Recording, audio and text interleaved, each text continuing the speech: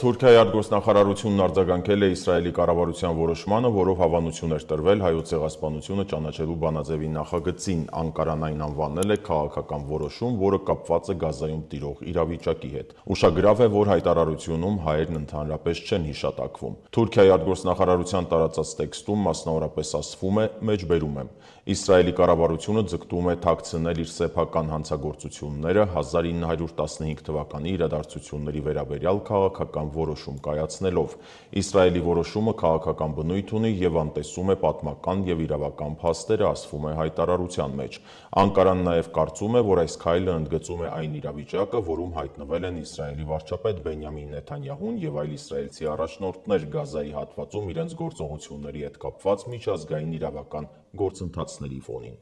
Թուրքիայի արտաքին գործերի նախարարությունը ընդգծել է, որ իրենք կշարունակեն իրենց գործողությունները վերջ դնելու Իսրայելի քաղաքականությանը, որն ուղղված է տարածաշրջանի ապակայունացմանը։ Ավելի վաղ Իսրայելի կառավարությունը միաձայն հավանություն էր տվել Իսրայելի կողմից Հայոց ցեղասպանությունը պաշտոնապես ճանաչելու նախագծին։